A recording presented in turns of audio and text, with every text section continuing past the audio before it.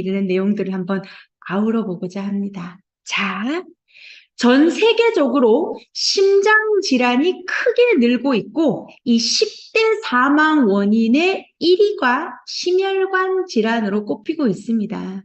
혈관을 통해서 산소가 공급되고 영양소가 제공되고 노폐물이 회수되어야 원활한 세포의 활성이 이루어지는데 그게 안 된다면 뇌 손상, 혈관 손상이 유발되겠죠. 결국 우리의 생사는 어디에 달렸다? 심장과 혈관에 달렸다 해도 과언이 아닙니다. 심장은 곧 혈액순환의 시작점이라는 거 잊지 않으셨으면 좋겠어요. 자, 심장질환, 나이 들면 생기는 병 아니야? 이렇게들 많이 알고 계셨죠? 그런데요, 요즘은 그 연령이 추세가 점점 내려가고 있다라고 합니다. 예전에는 70대, 60대 이후라고 했지만 요즘은 40대부터 발생되는 게 이 심혈관 질환인데요. 미리미리 경각심을 가지고 좀 챙기실 필요가 있습니다. 허혈성 심장질환, 이 허혈성이라는 단어를 좀 기억하셔야 되세요. 이게 뭘까? 심장에 혈액이 제대로 공급되지 않아서 발생하는 질환, 그것을 허혈성이라고 합니다. 어떠한 이유에서건 간에 심장에 혈액이 제대로 공급되지 않는다? 그로 인해 발생하는 질환의 환자의 통계를 보면은 여성보다 남성이 더 많고요. 젊은 세대보다 중년 이상에서 더 많이 발생됩니다. 건강보험심사평가원 통계에 따르면요, 이 허혈성 심장질환으로 병원을 찾는 대부분이 50대, 60대, 하지만 요즘은 40대도 증가하고 30대도 생긴다. 100만 몇 명 중에, 즉 100만여 명 중에 36%에 달하고요. 겨울철에 특히나 심장질환으로 인해 사망하는 환자 수는 평소보다 20, 30%더 증가한다고 합니다. 왜 그럴까요? 봄, 여름, 가을, 겨울 중에 왜 하필 겨울일까요? 자, 1년 중에요, 한파가 몰아닥치는 1월, 2월, 3월, 일교차가 심한 지금도 마찬가지입니다. 기온이 떨어지게 되면 우리 몸에 어떤 변화가 생길까요? 심장과 혈관에 연결되어 있는 교감신경이 자극됩니다. 교감신경은 우리의 의지대로 컨트롤이 되지 않아요. 혈관을 자극하기 시작하면 수축하게 되고 늘어난 혈액 공급은 수축한 혈관을 이겨내지 못하게 되지요. 바로 이때 우리가 보통 혈압이 오른다라는 이야기를 많이 합니다. 자, 지금 이 강의 듣고 계시는 우리 남성 리더님들, 혹시 내가 50대, 60대다. 나는 겨울철 산행을 좋아한다. 그렇다면 경각심 가지셔야 돼요. 왜냐면요, 심장병이 없다 하더라도 추운 겨울에 등산을 하게 되는 50대, 60대들이 심근경색과 같은 급성 허혈성 심장질환의 유발성이 더 높다. 왜 그럴까요? 바로 교감신경에 의해 심혈관이 수축되고 그 순간 혈소판이 갑자기 증가하면서 혈액의 점성이 끈적끈적해진다는 겁니다. 그러니 이거는 평소에 심장병이 있고 없다가 중요한 게 아니라 급격한 체온 변화, 결코 심장 건강에 도움되지 않는구나. 체온을 유지하는 게 매우 중요해요. 그러면 추운 데는 뭐 안 가고 뜨끈뜨끈한 온천은 괜찮겠네요. 자, 뜨끈뜨끈한 온천 말만 들어도 너무 좋죠. 그런데요, 히트 쇼크라는 단어 들어보셨나요? 추운 겨울 뜨거운 온천에 갑자기 들어가면 급격한 체온 변화가 일어나면서 이 또한 혈관이 팽창하면서 혈압이 크게 떨어지거나 상승하는 원인으로 작용합니다. 그러니 일교차 심한 겨울, 너무나 급격한 체온 변화가 일어나지 않도록 우리 몸을 관리해 줄 필요가 있구나라는 게 포인트라고 보실 수 있죠. 자, 우리의 이 온몸으로 혈액을 공급하는 심장의 구조, 기능 어느 정도는 이해해야 소비자분들에게 쉽게 설명해 주실 수도 있고 그 아이가 왜 건강이 나빠지는지 위험 요인도 한 7가지 정도로 훑어보고 도움되는 뉴트리라이트만의 좋은 영양소들로 솔루션을 제안해 드리도록 할게요. 심장, 혈관, 혈액 이 3가지를 통틀어서 뭐라고 부를까요? 채팅창이 있으니까 한번 우리 리더님들 한번 적어 보실까요? 심장, 혈관, 혈액 이 3가지를 통틀어 우리 이거 뭐라 부를까요? 심혈관. 가장 많이 나오는 대답이세요. 우리, 맞아요. 심혈관계, 심혈관, 개가 붙었다라는 건, 좀 더 범위가 넓어졌다. 자, 지금 여기에 제일 첫 번째 우리 적어주신 리더님 중에, 맞습니다. 우리 여기 지금, 성함이요. 배혜영 리더님. 순환계라고 적어주셨어요. 정답입니다. 대단하시죠? 바로 심장과 혈관과 혈액을 통틀어 우리는 순환계라고 하고, 이것이 바로 오늘의 주제다라고 보셔도 좋습니다. 말 그대로 순환계는 여러 기관 사이에서 물질을 운반하고 교환하는 역할을 하는 곳인데요. 내 몸에 물질의 운반과 교환이 일어나지 않는다? 순환이 되지 않는다? 생명의 위태로움을 가져다 줄 수 있다. 이렇게 보시면 됩니다. 리더님들의 심장 어디에 있나요? 손으로 한번 올려볼까요? 설마 오른쪽 왼쪽 어딘지 잘 구분이 안 되시는 건 아니시죠? 자, 심장이 있는 위치에 손을 한번 올려보세요. 예, 맞아요. 이서진 리더님 거기 맞아요. 여기 심장 여기 있죠. 자, 우리의 심장은요, 가슴은 약간 왼쪽으로 치우쳐져 있고 갈비뼈의 보호를 받고 있습니다. 리더님들의 주먹보다는 약간 크고요. 무게는 250에서 300g 정도 될 것 같습니다.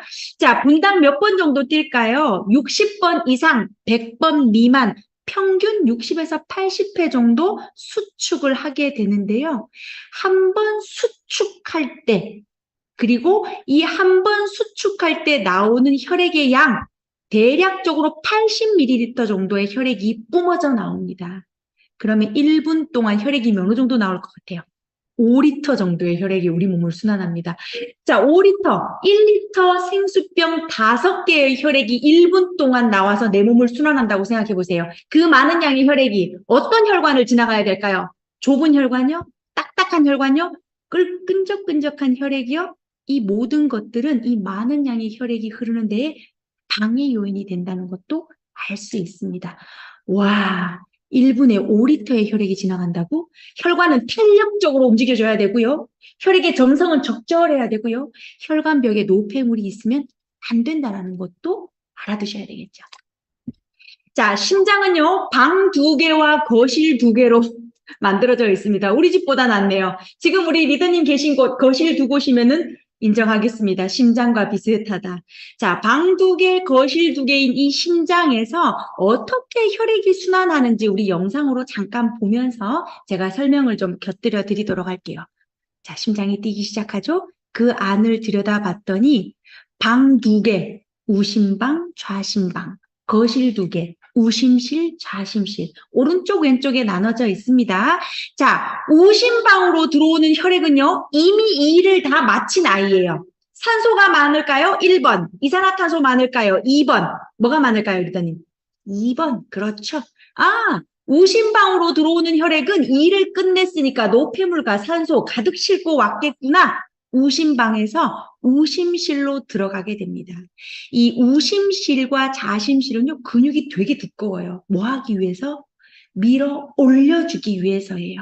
우심방으로 들어온 이산화탄소와 노폐물이 많은 혈액을 우심실이 밀어 올려서 폐로 보내줍니다. 그러면 폐에서 뭐가 일어나죠? 가스 교환이 일어나면서 산소를 마구마구 넣어줄 거예요. 산소를 가득 실은 혈액은 좌심방으로 들어와 좌심실이 강력하게 밀어 올려줍니다. 어디로? 온몸으로 보내주는 거죠. 자, 이렇게 심장이라는 곳은 방실방실 움직이면서 우리 온몸에 있는 이산화탄소는 배출하고 깨끗한 산소가 있는 심장을 옮겨다 주는, 심장에 있는 산소를 온몸으로 옮겨다 주는 역할을 하게 되죠. 자, 엄마 뱃속에서부터 시작해서 우리가 생을 마감할 때까지 잠시라도 쉬지 않고 뛰는 심장. 이 심장의 에너지는 도대체 어디서 왔을까요? 심장도 심장을 먹여 살리는 혈관이 있습니다. 네, 그 심장을 먹여 살리는 혈관을 관상동맥이라고 불러요. 왜 관상동맥이라고 부르냐고요? 임금의 관을 거꾸로 뒤집어 씌워 놓은 모양을 하고 있다. 굉장히 굵은 세 가닥의 혈관으로 구성되어 있습니다. 그러면 관상동맥이 건강해야 누가 먹고 살 수 있다? 심장이 먹고 살 수 있다. 이 말은 즉슨 관상동맥이 건강하지 않으면 심장이 제대로 수축 이완할 수 없으니까 우리는 뭐가 안 되는 거죠? 생사의 기로에 놓인다라는 이야기입니다. 자, 대표적으로요, 이 관상동맥 우회술이라는 수술이 건강보험심사평가원에서 이야기하는 수술비가 가장 비싼 수술입니다. 리더님, 우리가 어떤 수술을 한다라고 할 때 비용을 무시 못 하잖아요. 1위, 그만큼 수술의 난이도가 높고 위험하고 기술을 요하는 수술이라는 것도 알아두셔야 되죠. 이거 왜 알아둬야 되죠? 건강할 때 관리 잘해야 된다는 얘기를 해드리고 싶어서 말씀드리는 겁니다. 자, 이러한 간상동맥에 문제가 발생됐습니다. 그 첫 번째 문제, 협심증이라고 들어보셨을 거예요. 자, 관상동맥이 막혀서 가슴이 조여오는 듯한 통증, 심장에서 느끼는 근육 통증, 이 관상동맥이 한 70% 정도 좁아지면은 이걸 협심증이라고 이야기를 하게 되는데요. 아무래도 혈액이 유입되는 양이 줄어들게 되겠죠. 이걸 CT 사진으로 찍은 걸 한번 보시겠어요? 이렇게 보면요, 세 가닥의 굵은 혈관이 보이실 텐데요.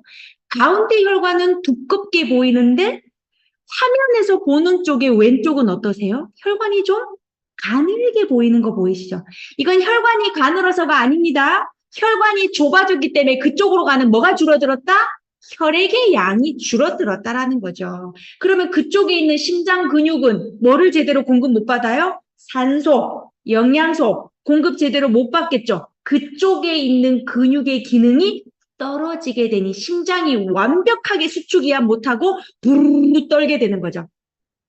이게 바로 심방세동이라고 하죠. 심장이 부정맥 중에 하나죠. 그런 것들이 발생이 된다라는 겁니다. 자, 요 정도 되면은 안정을 취할 때는 크게 문제되지 않는데 운동을 하거나 조금만 움직여도 심하게 숨이 차기 시작하죠. 그런데요, 여기서 발견을 하지 않고 그대로 식습관을 나쁘게 유지한다면 더 심각한 문제, 바로 심근경색으로 이어지게 됩니다. 자, 심근경색은요, 아까 보셨던 거는 70% 정도의 혈관이 막혔다면 지금은 아예 막혀버린 상태예요. 심장을 먹여 살리는 관상동맥이 아예 막혀버렸다? CT 사진 한번 보실까요? 어떠세요? 혈관 보여요? 어쩌죠? 혈관이 완전히 막혀버리니까 그쪽으로 혈액이 이동할 수가 없으니 CT 사진에서는 혈액이 흐르는 모습을 볼 수가 없죠. 그러면 저 부분의 근육들은 어떻게 될까요? 괴사가 일어나는 겁니다. 왜요? 산소 공급 안 되니까요. 영양소 공급 안 되니까요. 노폐물 못 가져가니까요. 심근경색이라고 하는 것은 심장의 근육이 빠르게 괴사하고 그로 인해 돌연사를 부르는 무시무시한 병입니다. 예. 자, 왜 이걸 제가 보여드렸을까요? 관상동맥의 혈관이 건강해야지만이 심혈관이 건강하다라는 지표로 볼 수 있는데, 이 관상동맥의 건강을 위협하는 물질들이, 우리의 생활 습관들이 어떤 게 있는지 알아야 얘가 이렇게 되지 않도록 관리할 수 있잖아요. 그 첫 번째가 바로 중성지방과 과산화지질입니다. 이렇게 말씀드리면, 나는 기름진 거 안 먹으니까 상관없어. 그렇게 생각하셨다면 착각이세요. 기름진 것 물론 연관이 있겠지만 더 중요한 건 누구? 바로 탄수화물입니다. 내가 오늘 무심코 먹었는 도넛, 내가 오늘 무심코 먹었던 패스트리 빵 하나, 내가 오늘 무심코 마셨던 액상과당이 듬뿍 들어있는 커피 한 잔 고민해 보세요. 단순한 당이 들어있는 음식들은요, 내 몸에서 에너지로 쓰고 분명히 잉여당으로 남아서 지방에, 간에 축적되고 혈액 중에 중성지질의 농도를 높이게 됩니다. 내가 콜레스테롤 검사를 했을 때 중성지방 수치가 높게 나온다는 것은 내가 기름기를 많이 먹어서가 아니다. 뭐죠? 단순한 당을 과도하게 섭취했다는 거죠. 거기에 대부분이 내가 좋아하는 음식들은 건강한 과체류가 아닌 가공식품들이 많다면 더할 나위 없겠습니다. 가공식품에는 트랜스지방과 함께 나트륨이 과다하게 들어있죠. 심혈관 질환에 좋을 리 전혀 없습니다. 여기에 또 하나, 과산화지질이 문제가 되죠. 과산화지질이 뭐냐면요, 불포화 지방산, 소위 말해 건강하다고 이야기하는 식물성 기름이 활성산소에 의해서 산화가 돼버린 거예요. 이게 무슨 말이지? 불포화 지방산은 다 몸에 좋은 거 아닌가요? 얘가 왜 산화가 되나요? 쉽게 생각하면은 기름이 산패되었다. 이 말은 튀긴 음식을 이야기하는 겁니다. 예. 튀긴 음식 너무나 많죠. 맛있죠. 감칠맛 나죠. 아이들도 너무 좋아하죠. 그런데요, 이런 튀긴 음식은 단순한 당의 섭취와 함께 과도한 나트륨의 섭취와 함께 과산화지질을 섭취함으로써 혈관에 독이 되는 물질을 생성할 수밖에 없습니다. 어떤 독이 되는 물질들이 만들어지냐고요? 영상 한번 보시겠어요? 지금 혈관벽에 무언가가 쌓여 있는 거 보이실 겁니다. 자, 이 쌓여 있는 걸 우린 플라그라고 부르고요. 플라그는 어디서 왔냐면 내가 섭취한 단순한 당들이 세포 안으로 들어가 쓰이지 못하고 혈액 중에 떠돌아다니다가 침착되기도 하고요. 혈관벽을 손상시켜 염증을 일으키면서 콜레스테롤이 침착되기도 합니다. 결국은 내가 먹은 것들의 결과물이라고 볼 수가 있는데 혈관이 좁아질 수밖에 없죠. 하지만 좁아진 혈관으로 혈액은 계속적으로 지나가다 보니까 이 혈관에 쌓여있는 플라그를 건들게 됩니다. 그러면 그 표면이 벗겨지면서 안에 있는 내용물이 터져나오기 시작하죠. 그러면은 혈액 중에 중성지질 농도뿐만 아니라 과산화지질 농도가 많아지기 시작하고 그로 인해 혈관이 막히기 시작하면서 혈액이 흐를 수가 없게 되는 겁니다. 대부분 이런 건 어디서 먼저 일어날까요? 굵은 혈관보다는 가는 혈관부터 일어나죠. 그러니 어떤 혈관이요? 손끝, 발끝, 눈, 귀. 이명 생각해 보셔야 됩니다. 우리의 귀에 있는 말초 혈관들. 눈이 침침해. 나 눈 요즘 왜 이런 거야? 눈에 있는 혈관은 굉장히 미세한 혈관들이에요. 그런 작은 혈관에서부터 증상이 나타나기 시작하는데 대수롭지 않게 생각하죠. 뭐라고 생각하세요? 나이 들어 그렇다라고만 생각하시더라는 겁니다. 전조 증상이라는 거를 잊으시면 안 되죠. 어떤 전조 증상? 내가 먹은 것들로 인해 심혈관의 적신호가 켜졌다라는 이야기가 되겠습니다. 이거 집에서 어떻게 알 수 있죠? 제가 심혈관 건강이 나쁜지 좋은지 병원 안 가고 알 수 있는 방법 없나요? 허리 둘레를 한번 재보세요.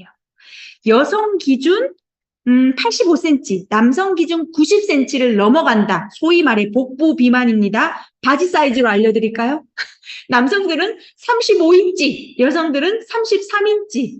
이 정도 넘어가면 나 복부 비만이구나. 그 중에서도 더 문제가 되는 것은 피하 지방에 있는 거 말고 내장을 둘러싸고 체내에 축적되어 있는 내장 지방입니다. 복부 비만과 내장 지방이 많다라는 것, 특히 내장 지방.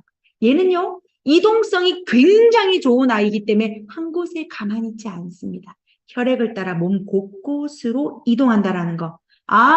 내장 지방은 이동성이 좋구나. 혈관으로 유입되어 이동하는구나. 그 지방들 어디서 뭐 하겠어요? 혈관에 염증을 일으키고 미세한 혈관들을 틀어막고 심혈관 질환을 일으키는 전조 증상을 일으키죠. 여기에 또 한 가지 나의 복부 비만 플러스 얼마 전에 건강검진했더니 중성지방 수치가 105 이상 나왔다. 그러면 두말할 것 없이 인슐린 저항성을 의심해 보셔야 됩니다. 자, 리더님, 인슐린이라는 호르몬 참 많이 들어봤어요.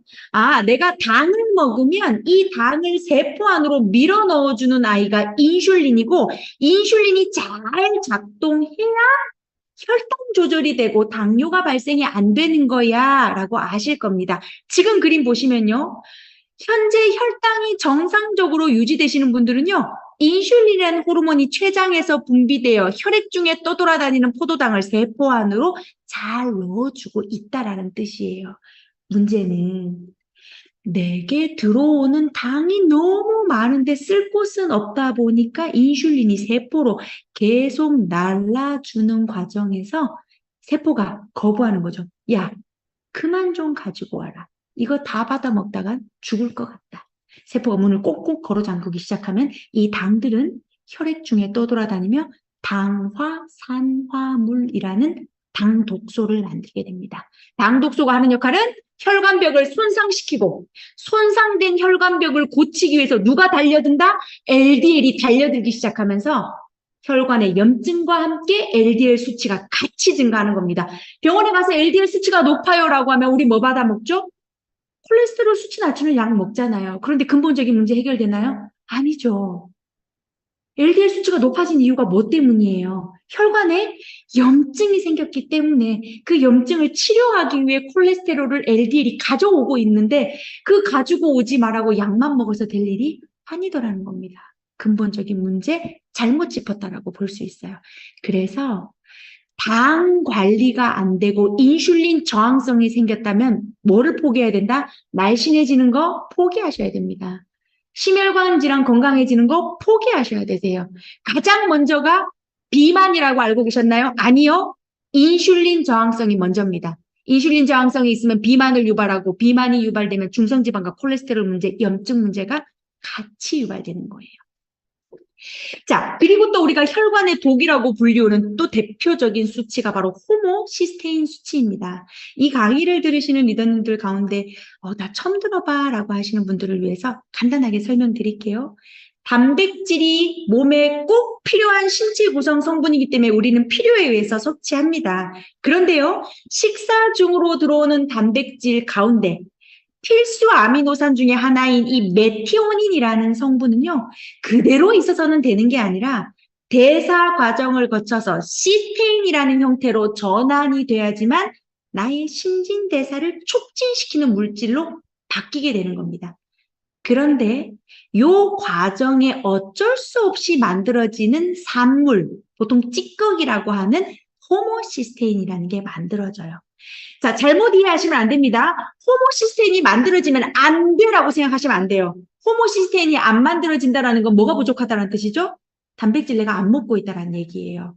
반대로 호모시스테인이 너무 많아졌다는 얘기는 뭐죠? 내가 단백질을 먹기는 먹는데 전환하는 과정에 이 찌꺼기를 청소해 줄 만한 물질이 부족하다라는 거죠. 그 대표적인 영양소가 바로 비타민 B6, 비타민 B9, 비타민 B12.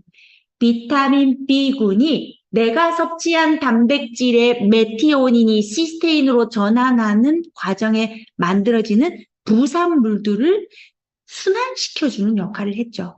그럼 이 호모시스테인이 우리 몸에 쌓이면 무슨 일을 벌이냐고요? 이렇게 보시면 됩니다. 혈액이 직접 닿는 혈관 내벽, 내피세포라는 게 있는데요. 이 내피세포는 산화질소라는 물질을 뿜어대면서 혈관을 확장시키는 역할을 합니다. 리더님 생각해 보세요. 혈관이 확장되어야 혈액의 흐름이 원활해지고 혈압이 정상화되는 겁니다. 그런데 내피세포가 손상이 돼버렸다? 누구에 의해서? 호모시스테인에 의해서. 그러면 혈관을 확장시키는 산화질소가 잘 분비가 안 되네요. 혈관이 경화되네요. 혈관이 좁아지네요. 혈압이 상승하네요. 또 강한 혈압은 혈관에 또다시 상처를 주네요. 악순환이죠. 염증이 생기고 플라그가 생기는 부분에 혈압까지 세지면 혈전이 생기는 건 시간 문제다라고 보실 수 있습니다. 심장과 뇌로 가는 주요 혈관의 혈전이 쌓이거나 막히게 되면 뇌경색이나 뇌출혈, 심근경색과 같은 심혈관 질환이 이루어지니까 단백질만 열심히 먹는 것이 아니라 단백질을 분해하는 효소와 함께 그 단백질이 전환하는 과정에 호모시스테인 수치를 정상화하는 비타민 B군도 필요하겠구나라는 거 점검하셔야 됩니다. 자, 혈압이라고 하면 혈액이 혈관을 가하는 압력이죠. 우린 다 배워서 알고 있죠.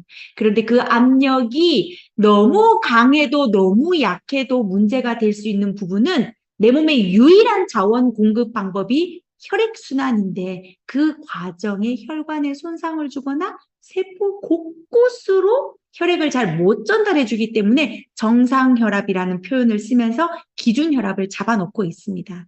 지금 보시는 것처럼 혈액이 흐를 때 그냥 냇물 흐르듯이 졸졸졸졸 가는 게 아니라 혈관벽에 타격을 줄 수밖에 없어요. 왜요? 심장이 쾅 하고 밀어낼 때 나오는 압력에 의해서 혈관벽을 타격을 하는데 유연하게 움직여주지 못한다. 딱딱하다. 당연히 혈관벽은 손상을 입게 되고 손상된 혈관벽에 혈전과 같은 찌꺼기가 쌓이기 시작합니다. 혈관 내경은 좁아지겠지요. 말씀드렸죠. 120에 80이 정상혈압이라고 표현하는 것은 조금 잘못됐습니다. 우리 뭐라고 배웠어요? 기준혈압 요 정도로 기억할게요. 혈압은 뭐에 따라 다르다고요? 키가 크냐 작냐? 키에 따라 다릅니다. 근육이 많으냐 적으냐에 따라도 다릅니다. 남성이냐 여성이냐 어린이냐 아니면 노약자냐에 따라 다를 수 있고 유전적인 요인도 있기 때문에 대략적인 기준 혈압 정도로만 알아두시면 좋아요. 우리가 좀 유심히 봐야 될 부분은 바로 여기입니다. 정상 혈압 수준보다는 좀 높은데 아직 약을 처방받지 않은 상태. 웃으면서 이야기하는 상태죠. 내가 병원 갔더니 혈압이 조금 높대. 약 먹을 정도는 아니라네. 이거 왜 웃으면서 이야기할까요? 몰라서. 무엇을 모르는 거죠? 심각성을 모르기 때문에. 말씀드렸던 기억이 있습니다. 혈압이 높다라는 것은 무슨 고위험군이 되었다? 심혈관 질환의 고위험군이 되었다라는 첫 신호다라는 거 잊지 않으셔야 되세요. 결국은 이 혈압이 높아지는 것도 혈당과 연결 지을 수밖에 없는 이유가 혈압이 높은 상태에서 그나마 혈관이 탄력적으로 움직여준다면 그 압을 좀 견딜 수 있는데 당 독소에 의해서 혈관벽이 손상되어 있다면 그 압을 견딜 수 있는 혈관 내벽 상태가 못 된다는 거죠. 그래서 당에서 시작된다. 혈당 관리가 너무 중요하다는 얘기를 여기서 다시 한번 짚어드릴 수밖에 없네요. 나는요, 혈당 관리도 철저하게 하고 먹는 음식, 운동 굉장히 관리 잘합니다. 그런데 왜 콜레스테롤 수치가 높죠? 왜 혈당이 오르락내리락 하죠? 유전인가요? 글쎄요, 유전이라고도 볼 수 있지만 모든 것을 유전에다가 치부할 수는 없죠. 뭐 관리가 안 되고 있다?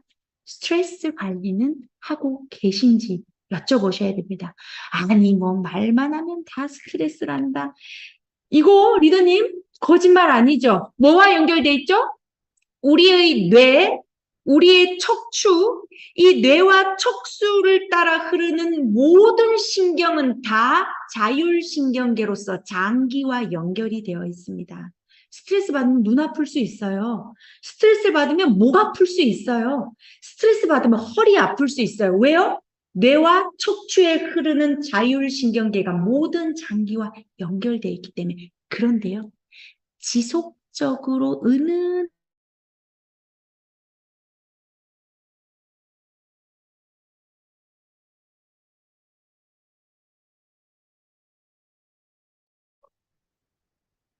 강사님, 강사님, 마이크가 끊겼습니다. 에피네프린 같은 표현입니다. 소리가 안 들리시나요? 네, 잠시 끊겼어요. 네. 자, 에피네프린, 요거 아드레날린입니다. 노르에피네프린, 요거 노르아드레날린입니다. 같은 말이에요. 아, 부신의 안쪽에서 저런 것들이 분비가 되는구나. 저거 뭐죠? 스트레스를 받으면 즉각적으로 나오는 호르몬이에요. 그 다음에 나오는 게 뭐다? 코르티솔입니다. 그래서 우리 리더님들은 기억하셔야 되세요. 내가 극심한 흥분 상태와 각성 상태에 가장 먼저 나오는 것은 아드레날린. 그 다음 꾸준히 지속적으로 나오는 것은 코르티솔입니다. 그런데 이 코르티솔이 분비되었다라는 건 나 지금 어떤 상태? 자율신경계 중에서도 교감신경이 항진된 상태. 자, 교감신경이 항진된 상태는 심장이 벌렁벌렁거리고 호흡과 맥박이 빨라지는 상태. 뭐가 올라가는 상태죠? 혈압이 올라가는 상태입니다. 자, 리더님, 어디? 혈압만 오르나요? 혈압이 오르면 내 몸은 이런 생각을 합니다. 내 몸의 주인이 지금 혈압이 오르네.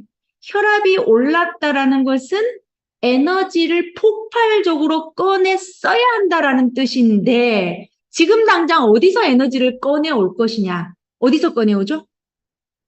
간과 근육에 저장해 놓은 글리코겐을 꺼내서 포도당으로 분해한 다음에 혈액으로 대거 방출하기 시작하죠. 그럼 리더님, 스트레스 상황에 혈압만 오르는 게 아니라 혈액 중에 뭐도 올라가죠? 당 지수도 올라갑니다. 그럼 혈당이 오르면 또 그 다음 누가 나와야 돼요? 당연히 그 혈당을 내리기 위해서 인슐린이 출동하는 겁니다. 아무것도 먹지 않아도 스트레스만 받아도 혈압과 혈당이 오르고 인슐린이 분비가 되는데 그 인슐린이 지속적으로 분비가 되다 보면 더 이상 세포는 인슐린의 말을 잘 듣지 않는 저항성에 이르게 되는 겁니다. 그러니 리더님, 아무리 몸에 좋은 영양소를 챙겨 먹고 운동 열심히 하시는데 그분은 왜 그렇게 아플까요? 라고 묻는 분에게 제가 항상 묻는 첫 번째 질문 있죠. 그분 예민하신가요? 예, 그러면 대부분 예민하시다고 말씀하시더라고요. 뭐가 관리 안 되죠? 스트레스 통제가 안 돼요. 그런데 본인은 철두철미예요. 뭐라고 말씀하시죠? 나는 운동 철저하게 하고 정확한 시간에 밥 먹고 아무리 좋은 거 먹어도 도움 하나도 안 되더라. 뭐죠? 정작 나의 멘탈 관리가 안 되고 있다라는 걸 놓치고 있더라는 겁니다. 스트레스는 통제하시는 기술이 필요합니다. 우리 리더님들은 통제 기술 몇 가지 정도 가지고 있으신가요? 네, 뭐 여성분들은 뭐 쇼핑하는 것도 있겠고 남성 리더님들은 뭐 술 드시거나 그런 거 있겠지만 결코 그것은 생산적이지 않다라고 말씀드렸습니다. 좀 생산적인 방법으로 스트레스를 통제할 수 있는 방법. 연말이 되기 전에 한 가지 정도는 개발하시기를 권장드리도록 할게요. 자, 심장이 소리 없이 어떤 문제를 일으키느냐? 침묵의 장기 마냥 가만히 있다가 어느 날 갑자기 마비를 일으키느냐? 그거 아닙니다. 지금 보시는 이 내용들은요, 심장이, 즉, 우리의 생명을 위협하는 심장도 질환을 일으키기 전에는 신호를 보낸다고 합니다. 실제로 심장마비를 겪은 환자의 70% 이상은 1번부터 10번과 같은 불편한 증상들을 수개월 전부터 느꼈다고 해요. 어떤 증상들이 있죠? 특별한 이유 없이 어지럽거나 숨이 찬 느낌이 들기도 했다. 또는 지속적으로 피로감과 무기력감을 느끼고 메스꺼움과 구토 증상을 느낀다고 합니다. 그래서요, 심장질환 있으신 분들이 착각하셔서 뭐를 많이 드시냐면 소화제를 많이 드십니다. 내과에 가셔서 계속적으로 소화제를 처방받아 드시는데 딱히 나아지지 않아요. 이게 왜 그렇죠? 심장과 위는 위아래, 아랫집, 윗집 이웃하고 있기 때문에 심장에 문제가 생겼을 때 마치 소화불량과 같은 불편한 증상이 유발되기도 한다고 하니까 장기간 소화가 안 되고 내가 도움되는 영양 솔루션을 통해서 효소도 열심히 먹었는데 왜 그럴까라는 생각이 들 때는 한 번쯤 심전도 검사 또는 심장 초음파 받아보시는 것도 나쁘지 않을 것 같아요. 자, 흉부 통증이 느껴지기도 하고 이상하게 왼쪽 팔이 아프기도 하답니다. 이거 왜 그렇죠? 팔은 왜 아프죠? 나 50견인가? 심장이 어느 쪽으로 치우쳐져 있다고요? 왼쪽으로. 심장의 순환이 안 되면서 왼쪽 어깨와 팔에 혈액순환이 되지 않으면서 오는 통증도 있다고 하네요. 그죠? 그 다음에 어느 날 심장이 갑자기 빨리 뛰다가 어떨 때는 얘 지금 뛰고 있는 거야? 라는 느낌이 들 만큼 부정맥을 유발하기도 하고 식은땀, 창백함, 몸이 자꾸 붓는 듯한 느낌. 몸은 왜 붓죠? 왜 부종 생기는 거죠? 자, 왜 이게 생길까요? 심장은 혈액이 순환하는 곳인데 혈액순환이 원활하지 못하고 한 곳에 고여있다? 하체에 고여있으면 하체가 붓겠죠. 그쵸? 또는 우리가 림프절이나 꺾이는 부분에 이런 부분에 고여있다? 그 부분이 부종이 유발되는 거죠. 순환이 원활하지 못하면 부종도 유발될 수 있다. 그리고 불면이 유발되는 이유는 뇌신경이 활성화되어 있기 때문입니다. 우리가 잠잘 때는 뇌가 어떻게 해야 되죠? 신경이 전반적으로 안정화되어 있어야 되는데 불규칙적인 심장 박동과 함께 뇌신경이 예민해져 있는 상태에는 불면을 유발할 수도 없다. 그렇죠? 심장 뛰는 소리가 내 귓가에까지 들리게 되는 거죠.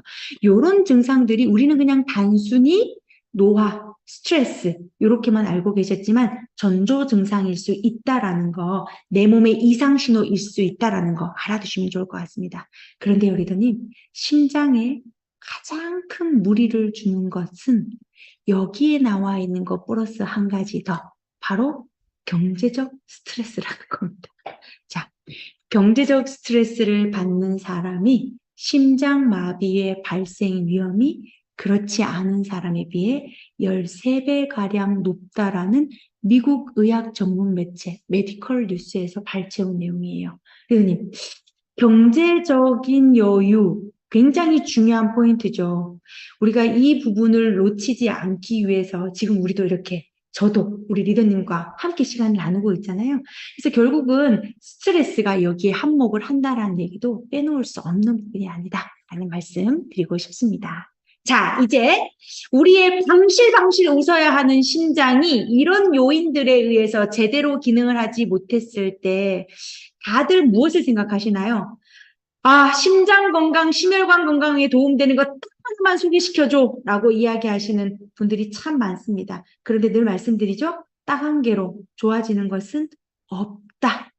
왜요? 우리 몸이 AI도 아니고 휘발유만 넣어주면 굴러가는 자동차가 아니기 때문에 전반적인 건강 케어가 필수다. 그러니 영양 솔루션도 당연히 많을 수밖에 없다라는 겁니다. 혈관병이죠.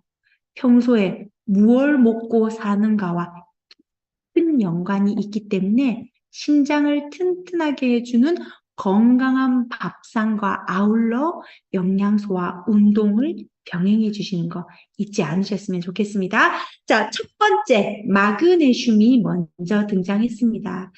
자, 마그네슘 하면은 기억하셔야 되는 것은 내 몸에서 제일 부지런한 가사도우미다 라고 생각하시면 되세요. 약 300여 가지의 보조 효소로 일을 하면서 몸 곳곳에서 쓰이지 않는 곳이 없는데요.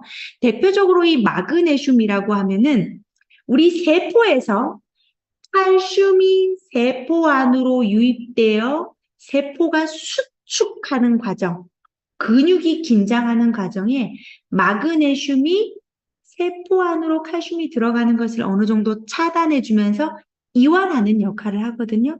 그러니 적정량의 마그네슘이 존재한다면 뭐가 있어야 된다? 적정량의 마그네슘이 존재해야 세포가 심하게 수축하지 않는다는 거예요. 리더님, 혈관도 세포, 심장도 세포. 나의 심장과 혈관에 칼슘이 과도하게 유입이 된다면은 수축하게 되겠죠.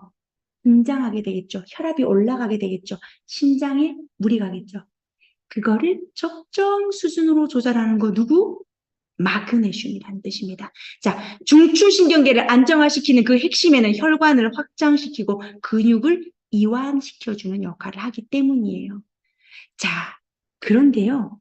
안타깝게도 당뇨가 있으신 분들은 비중이 높은 당이 소변으로 빠져나가면서 마그네슘을 같이 데리고 나간다는 겁니다. 몇 퍼센트? 35% 이상. 그러니 리더님, 혈당에 문제가 있으실 때 약만 드셔야 되는 게 아니라 마그네슘이 풍부한 음식으로 내가 음식을 챙겨 먹지 못한다면 보충제로서 일정량 드시는 것을 권장드리고 싶어요. 나는 왜 이렇게 자꾸 쥐가 나라고만 하시지 마시고, 아, 뇌가 쥐가 나는 이유는 칼슘이 과도하게 세포 안으로 유입돼서 지금 수축되었구나. 이걸 이완시켜줄 만한 역할을 하는 누가 부족하다? 마그네슘이 부족하다라고 체크하세요. 자, 이렇게 말씀드리면요. 아, 그럼 마그네슘을 많이 먹어야 되겠다. 리더님, 아닙니다. 마그네슘을 단일제제로 고함량 직구로 사드시는 거 결사 반대예요. 절대 안 돼요. 우리의 심장은 수축과 이완이 적당히 이루어져야 하기 때문에 마그네슘은 항상 누구와 세트로? 칼슘이 존재해야 근육의 수축 이완에 비율을 맞출 수 있다. 그러면 우리 제품에 마그네슘과 칼슘이 다 들어있는 것을 다 아시죠? 그쵸? 제가 여기 지금 적어 올렸어요. 그쵸? 이런 제품을 통해서 적정량 섭취, 단일제제 고함량은 저는 권장드리지 않습니다. 마그네슘 고함량 너무 많이 드시면 무슨 일 생길 것 같아요? 설사합니다. 설사. 알고 계셨나요? 우리가 보통 변비약으로 먹는 마그밀이라는 의약품이 있어요. 그 마그밀의 성분은 마그네슘이에요. 그리고요, 근무력증, 무기력하고 나른해지는 것도 과다 섭취의 역할입니다. 적정량 1을 기준량으로 저희 제품에 딱 맞게 들어있으니까 드셔주시는 게 어떨까라는 생각 드립니다. 자, 그 다음 우리가 봐야 될 것은 비타민 B군. 저희 제품에는 비타민 B군 하면 대표적으로 이 제품이 있죠. 그렇죠? 자, 비타민 B군을 우리가 섭취해야 되는 첫 번째 이유. 내가 먹은 영양소들이 에너지 대사를 통해서 축적되지 않고 쓰여야 하기 때문에. 그리고요. 말초신경이 문제가 생기는, 즉 말초의 미세한 혈관이 막히거나 제대로 작동하지 못했다라고 하면 우린 보통 혈당을 이야기하는데요.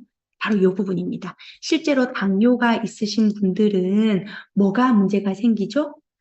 당이 소변으로 배출될 때 마그네슘뿐만 아니라 비타민 B도 함께 배설이 되거든요.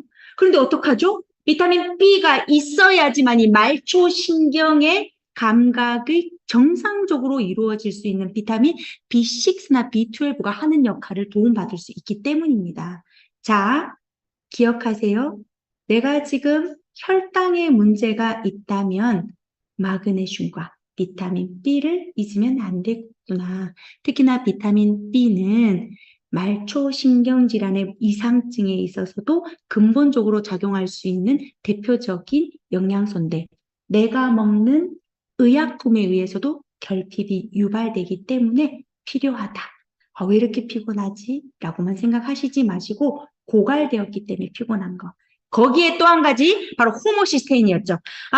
호모시스테인이 많아지면 혈관벽을 상처내고 염증 일으키고 심혈관 질환에 악영향을 줄 수 있으니까 우리 그거 어떻게 하자고요? 적정 수준으로 유지하는데 가장 대표적인 영양소 골라주세요. 그러면 비타민 B군을 잊지 않으셨으면 좋겠습니다. 사실 저희는 비타민 B가 제가 채팅창에 남긴 제품 말고도 여러 가지가 있어요. 그죠? 깨물어 먹는 형태도 있고요. 뭐 또 좀 더 고함량의 블렌드 제품도 있죠. 그러니 선택적으로 골라서 드시는 게 가장 좋을 것 같습니다. 자, 그 다음 별표 하셔야 되세요. 특히나 가을, 겨울, 봄철에 여름을 제외한 나머지 세 계절에 그 성분이 더더욱 부족해지는 비타민 D. 자, 비타민 D는요, 비타민이라고 우리 서로 부르지 않기로 했습니다. 비타민이라고 쓰고 호르몬이라고 일자라고 말씀드렸어요. 감염 발현 호르몬, 여러 면에서 발현되는 역할을 한다. 왜 그렇게 부를까요? 면역 조절뿐만 아니라 또는 염증 조절, 그리고 칼슘 대사, 그리고 심신의 안정, 수면에 이르기까지 여러 가지 일을 하거든요. 지금 보시는 자료는요. 핀란드 헬싱키 국립보건연구원에서 17년간 4천 명을 분석했더니 혈중 비타민 D 농도가 높은 사람들은 당뇨의 유병률이 낮은데 혈중 비타민 D 농도가 낮은 사람들은 당뇨의 유병률이 높네. 상관연구라고 합니다. 인과관계는 알지는 못하겠지만 두 개가 뭐가 있다? 뭐가 연관이 있어. 상관이 있어.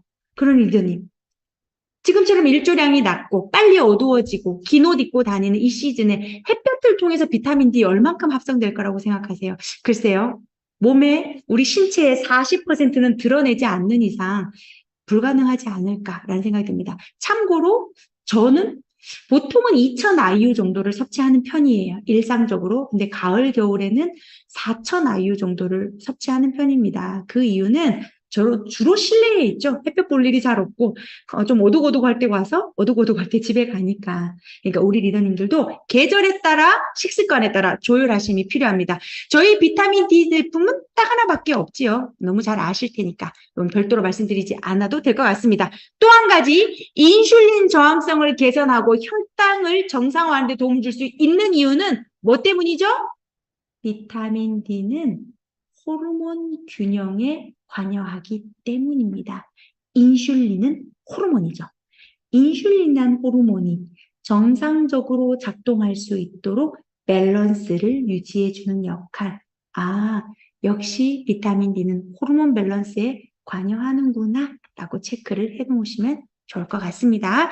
자, 아침, 점심, 저녁 중에 언제 먹냐고 자꾸 물어보세요. 리더님, 언제든지 좋습니다. 안 먹는 게 제일 나빠요. 그런데 꼭 먹겠다라고 한다면 시간을 한번 정해볼까요? 목적에 따라 다릅니다. 칼슘의 흡수의 목적이 있다, 수면의 목적이 있다라고 하시면 전 낮에 드시라고 할 것 같아요. 왜냐하면 낮 동안 멜라토닌을 잘 만들어 밤에 수면을 유도하고 싶으면 낮에 드시는 게 좋습니다. 그리고 햇볕을 받는 낮 시간에 또 칼슘의 섭취가 많은 낮 시간에 드시면 좀 더 효율적이겠죠. 그런데 나는 목적이 호르몬 밸런스에 좀 더 포커싱 하고 싶어. 그러면 호르몬 밸런스가 맞춰지는 시간은 저녁 시간, 잠자는 시간이니까 또 그때가 좋겠죠. 둘 다 하고 싶어. 네, 낮과 밤 둘 다 드시면 되겠죠. 뭐 고민하실 필요 없을 것 같습니다. 자, 코엔자임 Q10은요, 높은 혈압 감소에 도움을 줄 수 있다. 혈압이 높으면 그 압에 의해서 혈관에 타격을 줄 수밖에 없습니다. 그러면 혈관이 손상이 되고 심혈관 질환에 영향을 미칠 수 있죠. 왜 코엔자임 Q10이냐? 리더님, 엔자임이라는 뜻은 효소라는 뜻이죠. 아, 이번 11월에 출시되는 제품 엔자임이 그래서 효소고 코엔자임도 그럼 효소구나. 무슨 효소일까요? 코엔자임 Q10은 대사효소입니다. 소화효소는 아니에요. 대사효소. 하지만 소화라는 작용도 대사 안에 들어간다라는 거 기억하시고 들으세요. 코엔자임 Q10은 내 몸에서 만들어지는 효소입니다. 모든 세포와 장기에서 다 만들어져요. 특히 많이 있는 곳 고르라면 심장, 폐, 신장, 간에 많죠. 하루에 코엔자임 Q10을 100mg 정도 섭취하고 싶다면 음식으로는 무엇을 얼마나 먹어야 될까요? 소, 간, 돼지, 심장 하루 1kg 드시면 됩니다. 별로 안 많죠? 뭐 돼지 심장 1kg 먹고 소, 간 1kg 뭐 별로 많지 않은 것 같아요. 그렇게 드셔도 좋은데 나 이거 좀 그렇다. 1kg 먹기도 힘들지만 동물들 요즘 항생제 때문에 우리 좀 걱정하는 부분 있죠. 아시겠지만 리더님 간은 어떤 장기예요? 대사하는 장기입니다. 굳이 우리가 동물의 그런 장기까지 먹을 필요는 없으니까 이렇게 영양소로서 채워주시면 좋아요. 코엔자임 Q10이 하는 역할은 혈압을 상승하는 핵심 호르몬 안지오텐신2라는 호르몬이 활성화되는 것을 억제해주는 작용을 합니다. 안지오텐신2가 활성화되면 우리는 교감신경이 활발해지기 시작하면서 맥박과 호흡이 빨라지고 혈압이 오르게 돼 있거든요. 여기에다가 또 한 가지 혈관 가장 안쪽에 있는 내피세포, 혈액이 직접 닿는 곳 내피세포의 산화질소 분비가 잘 돼야 혈관이 확장된다고 했습니다. 이 산화질소가 잘 분비되기 위해서는 내피세포의 항산화 작용을 하는 영양소가 필요하다. 바로 코엔자임 Q10이 혈관 내피세포의 항산화 작용을 통해서 산화질소 잘 분비게 해주고 혈관을 확장시켜주는 역할을 하기 때문에 하루 100mg 정도 섭취하시는 거 굉장히 좋은 생활 습관이다, 식습관이다 라고 볼 수가 있죠. 자, 혈압과 혈당의 조절은 심혈관의 기본 세트다라고 보실 수 있기 때문에 다음 보시는 것은 혈당 조절과 관련된 식이섬유입니다. 자, 식이섬유를 드시기 전에 한 가지 고민하셔야 됩니다. 나의 장내 미생물 생태계 어떤지 먼저 체크하세요. 왜요? 식이섬유는 미생물의 먹이인데 장내 미생물 생태계는 돌보지 않고 먹잇감만 잔뜩 집어넣었다? 뭐가 일어나죠? 부패가 일어나니 배에 가스가 빵빵하게 차실 겁니다. 그러니 식이섬유 먹고 불편했다라고 하신다면 식이섬유의 문제가 아니라 무슨 문제? 장내 미생물 생태계가 무너져 있다. 그러니 제가 식이섬유 이야기할 때는 별도로 말씀드리지 않아도 프로바이오틱스 잊으시면 안 됩니다. 자, 식이섬유 중에서도 특히나 귀리 식이섬유 같은 경우에는 일반 식이섬유, 자, 진한 녹색 일반 식이섬유, 연한 연두색 귀리 식이섬유. 요 식이섬유를 섭취했을 때 인슐린의 분비 정도를 보니까 인슐린의 분비가 좀 적게 되었다. 이 말은 혈당이 서서히 올랐다라는 그래프 내용을 같이 보시고 계신 거예요. 리더님, 혈당이 갑자기 오르는 것은 혈당 쇼크에 갑자기 떨어질 수 있는 기회를 제공하는 거기 때문에 혈당은 어떻게 오르는 게 좋다? 서서히 오르는 게 좋습니다. 얘를 서서히 오르게 하기 위해서는 소장에서 누가 있어야 된다? 식이섬유가 당이 들어오는 속도를 컨트롤해줘야 한다. 나의 소장에 어떤 종류의 식이섬유가 있는지에 따라 미생물의 생태계도 달라지니까 체크하시면서 식후 혈당 상승 억제에 도움 줄 수 있는 영양소 뭐가 있을까요? 저는 이렇게 적었어요. 드시면 좋겠죠. 귀리 식이섬유가 들어있으니까 체크될 만한 영양소라고 볼 수 있습니다. 자, 이거 먹으면서도 우리가 집중적으로 혈당을 관리할 수 있는 식물성 추출물을 고른다면 바나바잎 추출물. 바나나 아닙니다. 우리 어머님들은 자꾸 바나나라고 하세요. 바나나 아니고 바나바. 키친타올도 치킨타올이라고 부르시잖아요. 이해합니다. 그럴 수 있어요. 하지만 이것만은 바나나가 아니라는 거 기억하셔야 됩니다. 자, 지금 자세히 보세요. 이 바나바잎 추출물이라고 하면 코로솔산이 기능성 성분인데요. 식후 혈당 상승 억제에 도움 줄 수 있음이라는 기능성을 가지고 있습니다. 빨간색 상자, 쟤는 누구냐? 바로 인슐린의 분자 구조예요. 혈당을 내리는 역할을 하는 아이죠. 흰색 상자, 비슷하게 생겼는데 쟤는 누굴까? 얘가 바로 코로솔산의 분자 구조입니다. 어때요, 리더님? 두 개의 분자 구조가 매우 흡사. 너무나 닮았죠, 쌍둥이처럼. 이 말은 즉슨 코로솔산이 인슐린의 작용을 어느 정도 도와줄 수 있는 유사체로서 역할을 할 수 있다. 천연 인슐린이다라고 이야기해도 부족하지 않다라는 거죠. GLUT4라는 수송체가 있습니다. 이건 뭐냐면요. 우리 세포 안에 있는 물질이에요. 세포 안에 GLUT4? 뭐 하는 애지? 한번 그림 볼까요? 자, 세포 안에 GLUT4라는 물질이 있는데요. 코로솔산이 들어가면 이 GLUT4가 세포 밖으로 나옵니다. 그리고는 포도당이 들어오는 당 수송체의 문을 열어주는 역할을 해요. 원래 이거 누가 해야 되죠? 세포 밖에 있는 인슐린이 해야 하는 일인데 세포 안에 있는 GLUT4가 자기가 알아서 도와주는, 얘를 활성화시켜주는 게 누구라고요? 코로솔산입니다. 아, 바나바잎 추출물 코로솔산은 세포 안에 있는 GLUT4를 활성화시켜서 인슐린이 해야 할 일, 당이 들어오는 문을 열어주는 역할을 하니까 인슐린은 어떻게 분비돼도 되죠? 100개 분비되어야 될 거 한 70개만 분비되어도 그 역할을 할 수 있으니까 췌장은 산화적 스트레스를 좀 덜 받을 수 있겠죠.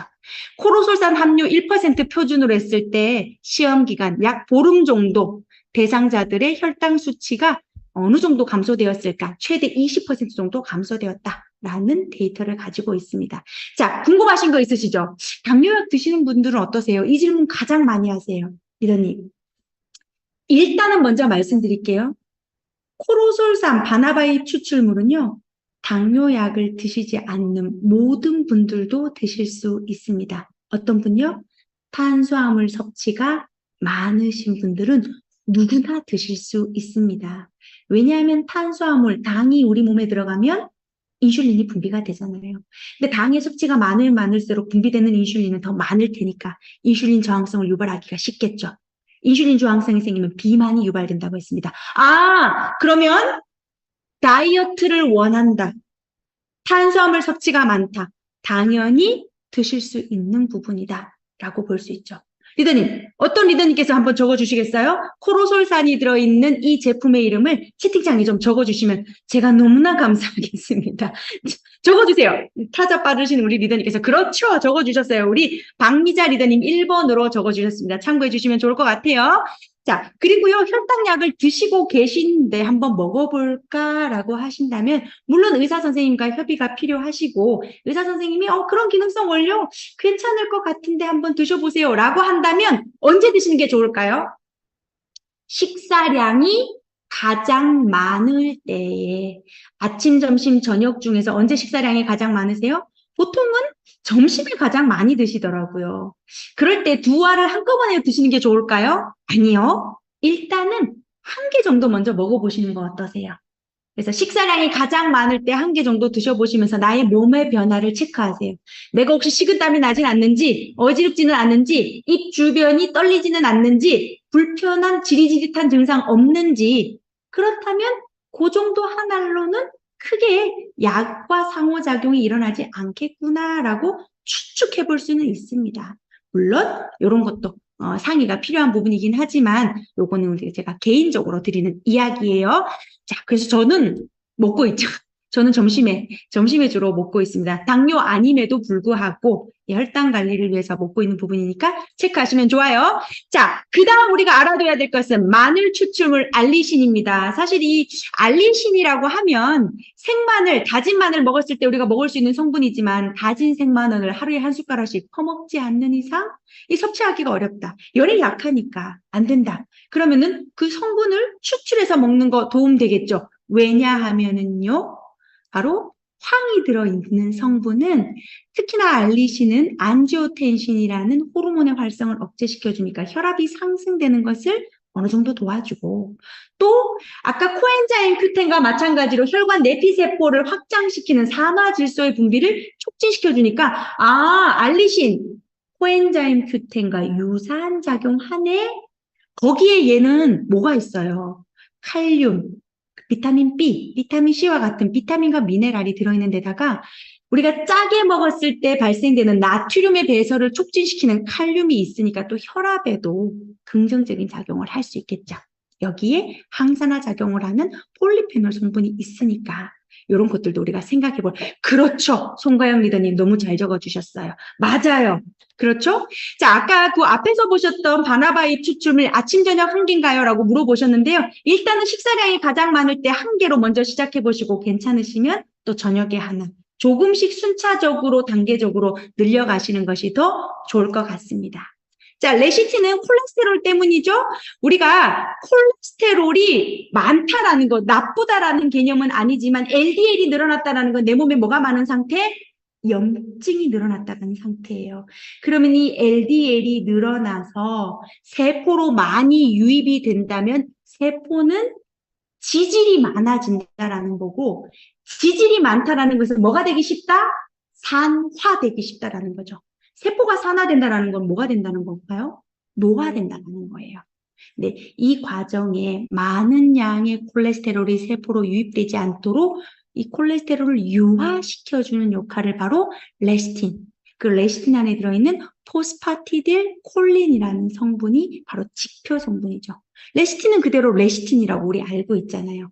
어른 아이 할 것 없습니다. 꼭 콜레스테롤 문제만이 아니더라도 건뇌 영양소, 두뇌 건강에도 도움되는 거니까 두루두루 드셔주시면 좋은 영양소다라고 볼 수 있겠네요. 자, 오메가3 불포화 지방산. 저희 이번에 오메가3가 또 새로운 옷을 갈아입습니다. 리더님 기억하셔야 되세요. 자, 아주 작은 입자로 흡수율을 좋게 만든 오메가3를 선택하시는 거 너무 중요하고요. 공법만 강조하는 홈쇼핑을 주로 한번 보세요. 우리는 무슨 공법입니다. 강조하는 회사 대부분 원료를 제대로 알려주지 않습니다. 왜죠? 원료가 그저 그런 것들이 많기 때문입니다.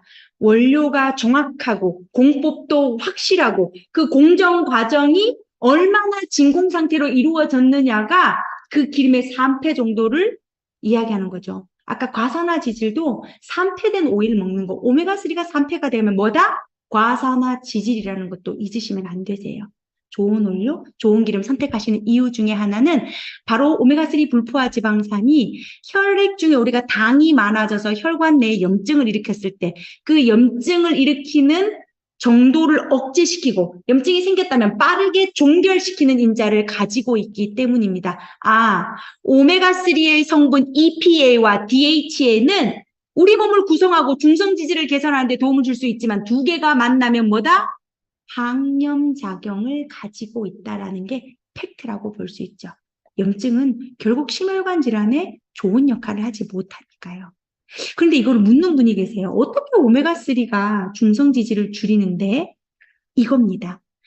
간에서 지방산이 중성지방으로 전환되는 과정을 촉진시키는 효소가 있는데요.